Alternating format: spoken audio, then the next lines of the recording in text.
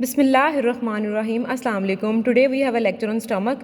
So we will study its important point from exam point of view for OSPI and Viva. So stomach, you see this is J shape. ठीक है, I am going to show it here. This is J shape. ठीक है, this is our stomach. ये आपका J shaped होगा. ठीक है, ऊपर वाला जो एंड है ये यहाँ पे एसोफेगस की कॉन्टिन्यूशन है. ठीक है, नीचे ड्यूडेनम स्मॉल इंटेस्टाइन कॉन्टिन्यू हो जाएगा. Stomach empties into duodenum. ठीक है, और एंटर इनटू ड्यूडेनम.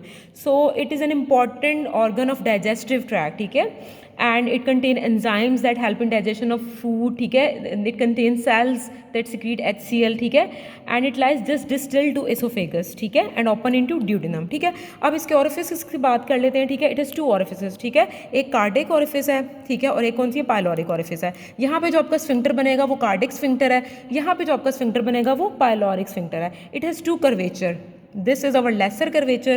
ठीक है, so lesser curvature is concave on right side and this is greater curvature. ठीक है, and this is convex. ठीक है, and it is on the left side. ठीक है, इसकी दो surfaces हैं. This is anterior surface and this is our posterior surface. Two orifice, two borders हैं इसके. ठीक है, so starting with the this portion is cardia. ठीक है, जो कार्डिक नॉच या फिर कार्डिक स्फिंक्टर के पास है, दिस इज कार्डिया. ठीक है, ये जो सा आपका पार्ट है दिस इज फंडस. ठीक है, बाकी पार्ट फंडस है. यहाँ पे आपका क्या एंड होगा, कार्डिया होगा. ठीक है, उसके बाद फंडस हो गया, कार्डिया होगा. यहाँ पे आपकी क्या होगी, बॉडी. This is body. ठीक है, नीचे की तरफ मूव करेंगे so this is our antrum. ठीक है, यहाँ पे एंट्रम होगा और नीचे वाली साइड पे ये आपका क्या है, पायलोरस है. यहाँ पे आपका पायलोरिक स्फिंक्टर बनेगा, यहाँ पे आपका कार्डिक स्फिंक्टर बनेगा. So moving forward, this is lesser curvature. अब लेसर कर्वेचर के पास ये जो नज़र आ रहा है दिस इज लेसर ओमेंटम. ठीक है, और ग्रेटर कर्वेचर के पास आपका क्या होगा, ये आपका ग्रेटर ओमेंटम आ रहा है. ठीक है, सो लेसर कर्वेचर की इंपॉर्टेंस है कि यहाँ पे पेप्टिक अल्सर जो है ना वो मोस्टली जो है ना वो लेसर कर्वेचर से राइज करेगा. सो this is concave. Okay, so further हम मसल्स की बात कर लेते हैं. ठीक है, तो जो आपके ये वाले मसल्स हैं, ठीक है, यहाँ पे कौन से मसल्स होंगे, आउटर लॉन्गिट्यूडनल मसल्स. ठीक है, उसके बाद ये वाले जोन से ये क्या है, middle circular muscles. See the direction of muscles, these are middle circular muscles and these are inner oblique muscles. ठीक है, फिर एंटीरियर वेगल ट्रंक की बात कर लेते हैं. This is over anterior vagal trunk. ठीक है, अब पीछे वाली साइड पे क्या होगी आपकी, पोस्टीरियर वेगल ट्रंक. ठीक है, this is posterior vagal trunk and this is anterior vagal trunk. ठीक है, अब गैस्ट्रिक आर्टरी की बात कर लेते हैं. ठीक है, so this I have labelled 9 point. ठीक है, दिस इज ओवर जो ऊपर से नीचे की तरफ आएगी और लेसर कर्वेचर के पास होगी, this is left gastric artery. और जो नीचे से ऊपर की तरफ आएगी, ठीक है, this is right gastric artery.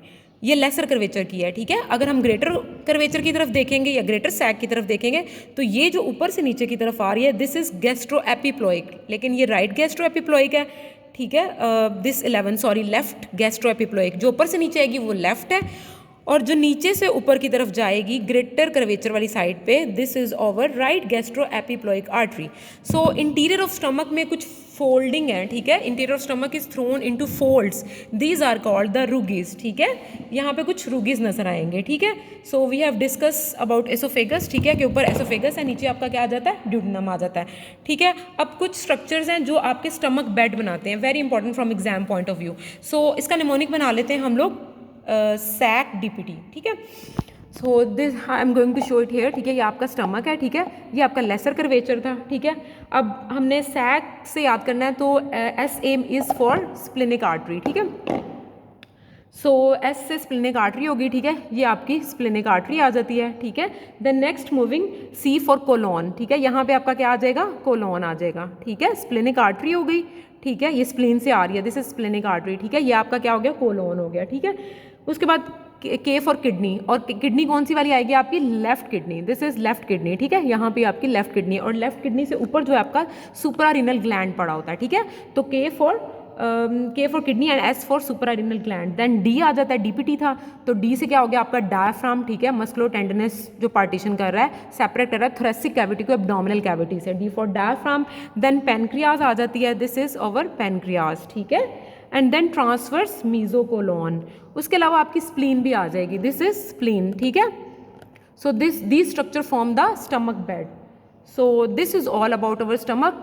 I hope you understand the lecture. Thank you for watching. Good luck. Allah Hafiz.